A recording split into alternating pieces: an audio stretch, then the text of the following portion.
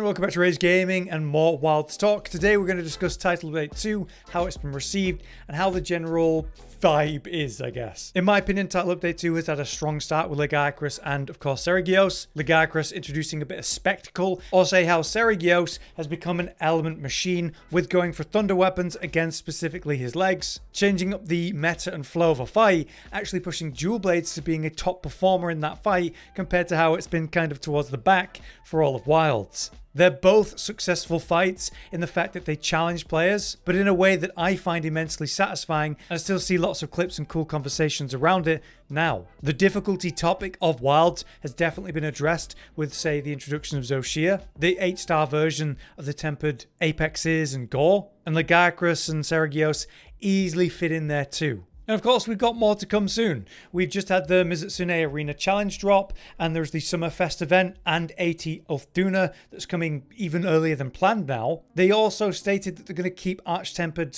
in the game compared to having them as timed events, as we'll discuss in a moment. So the content introduced at the front end of Title Update 2 has been great, and they sped up the pace they're putting the rest out, which is also fantastic. But the big topic of performance must come up and will be a big part of this video. Performance, in my experience, has definitely been a lot better. As I've stated before, I've now got much faster load-up times, which used to take ungodly amounts of time just to open Wilds, and now it opens up in 30 seconds or less, which is not perfect by any means, but is the right direction. I'm also not really experiencing the same level of frame drop that I was dealing with the May update or in general before that, but I did have to drop the overall texture quality down a bit from the top one to one below that, which made everything work well again. So to say that the performance has improved is fair, but is it perfect? No, there's still a ways to go. But the thing is, my rig is well beyond the basic requirements. The general response I've seen online is pretty straightforward though. We've got a group of people that were saying that they felt the performance has been improved, but not by a massive amount, but it is better.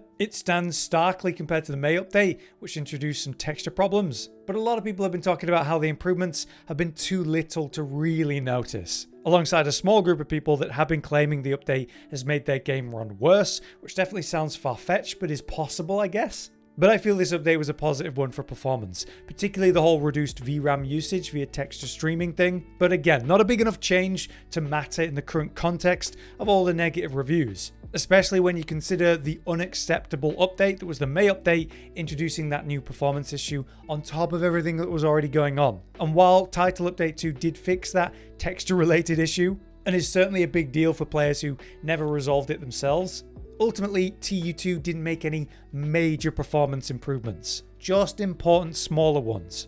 And right now, it still seems like the game quote-unquote needs major improvements. So while the general response to Title Update 2 has been very positive, has general opinion changed for the better when we look at the Steam situation and the whole overwhelmingly negative review bomb? Well, it's still bad. 4,500 negative reviews and only 640 positive the week of the update. Then, as I hope to see some change in the following week, it's the same. 350 positive, 2,600 negative. That's 12% positive reviews in both weeks, despite Title Update 2 doing a lot of good. So even if things are better, clearly it's still not where it should be, and people are still making it clear that the performance improvements we've just had weren't enough. It's interesting because for me, the game is where it needs to be. We're good now. I think Title Update 2 made the major improvements that I was looking for. But the thing is, that's a really unfair perspective.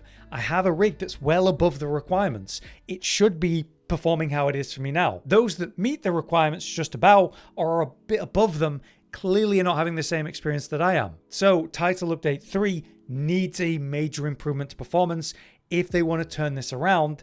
At least that's my perspective on it. But what are they doing right now? Well, large amounts of feedback and requests gave them a reason to start doing special updates here on Twitter and probably other socials, to be fair, reports called the Guild Reports. These exist to share and update us on improvements that are purely based on feedback, what they've been doing, what they've done, and why. The idea seems to be about making the player base feel heard, to see how they're taking these issues that are being talked about seriously and doing what they can right now to update the game. In the most recent Guild Report, number 10, they talked about the whole 80 monsters being limited time events. So very clearly they say the request is 80 monsters should be permanent, and the improvement is that 80 Raidao and Orthuna will be made permanent. Just that's it, straight up. So as they reference, AT Ray Dao is coming back on the 23rd of July, and after that, it's permanent. But at the same time, AT Altuna is coming on the 23rd as well, which is 1 week earlier than they initially announced. On top of that, they're considering event quests in general becoming permanently available, instead of having them as like weekly events to encourage people to pop back into the game. It's been a clever system to, keep engagement for the game, but I think that shows like really good faith that they just want to put as much content in the game and keep it there to satisfy as many people as possible. This type of thing I think is pretty incredible in contrast to the history of Monster Hunter and the responses and updates that we've had before. Like, this is the most updated, clearly super serious about feedback version of Monster Hunter that we've ever seen. So it just sucks to see the situation it's in with the performance. So let's look at what they said about that. When they introduced the guild report system, the very first report was about performance, improving the optimization of wilds. The request, as they say, is optimize the performance of the Steam version. And so the first big improvement they did was adjust the amount of VRAM used by texture streaming, reducing it overall. That's something I've seriously felt in my performance with Title Update 2, and so I felt an immediate impact. What they say after that is that they're continuing to work on performance and optimization improvements beyond those in Title Update 2, and will provide updates as soon as they have them. The rest of the guild reports cover a variety of topics, but they started with that performance one, the big thing they've done in Title Update 2, and how they're absolutely working on it, and they'll tell us more as soon as they have it. It's clearly that big of a priority. So let's look at some of the other reports then.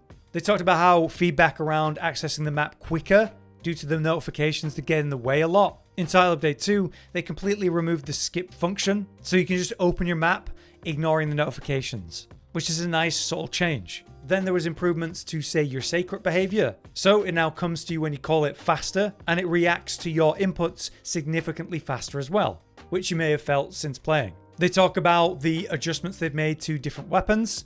In Title Update 2, we saw dual blades, hunting on lance, light bowgun, and heavy bowgun see some notable changes. And as they say, their goal with that is to reduce the differences in strength between different weapons, minimizing downwards nerfs and maximizing upper adjustments.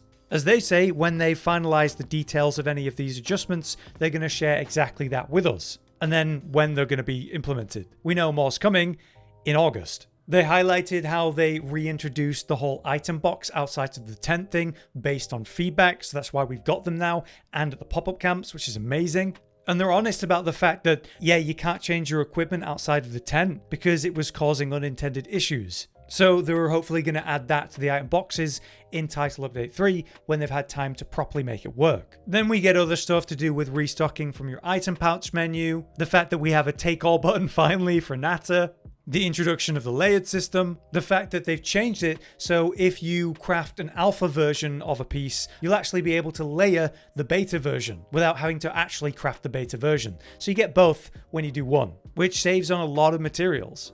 So far the guild reports have been a fantastic addition to show like what's going on, why, and importantly, when. What's frustrating about these guild reports is if I scroll down on any of these, there's people whining about optimization and saying, stop ignoring the performance issues. When this is all about giving us as much information as soon as possible and taking the feedback seriously, and they started with the optimization and made it clear it's a big priority.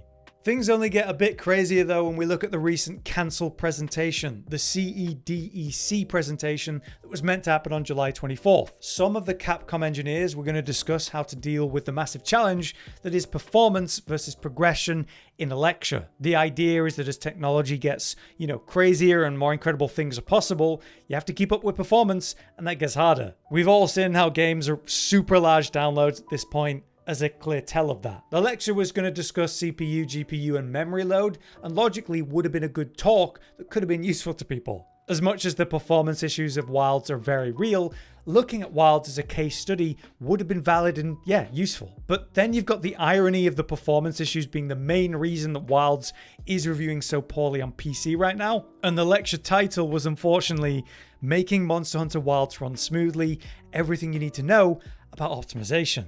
It's not exactly the angle they should have approached this from. Maybe something like the challenges of performance as technology and potential progresses. What can we learn from developing Wilds? Maybe that would have landed better. But unfortunately, it seems this lecture was cancelled shortly after the announcement. There's claims that this was because of harassment and threats against the team. Back on July 4th, Capcom put out a notice about how they deal with customer harassment, that they take threats to physical and mental health seriously, and in severe cases, they may even contact the police or take legal action. And yeah, my opinion is that anyone that's seriously targeting a dev of Wilds and genuinely threatening them could definitely do with some perspective on life. Like, that's completely unacceptable. Maybe it's for the best to delay a lecture of that nature in regards to Wilds until after Title Update 3 or other big performance improvements, considering the current climate of opinion. But the idea that they had to cancel it because of harassment, that's no good.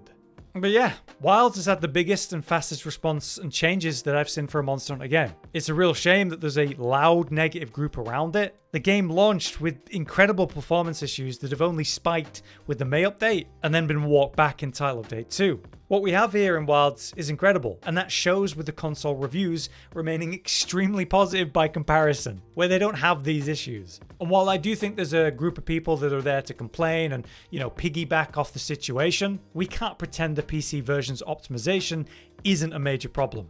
I really hope to see a heavy focus on performance issues, say in the August update and especially Title Update 3, but I have good faith we're going to see that. Their response via the guild report system, mid-title update major patches, the director's letters, they're doing a great job with their information, the response to all of this, even if it's being overshadowed. Wilds is only going to grow into an even better game each update, especially with this team working on it. But these are the consequences of launching the game before it was optimized to an acceptable level.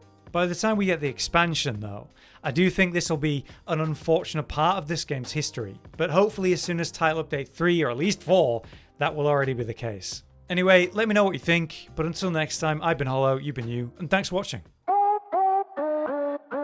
Josh, Cotton, and Hollow with the videos, dropping the humor like a hammer on your tippy toes, bringing entertainment on a daily arrangement to take our insanity and turn it into entertainment. Yes, I said entertainment twice, to reiterate that it is nice to look into your faces on a mostly daily basis when you let us in your homes to make the whole world a stage. Goodbye.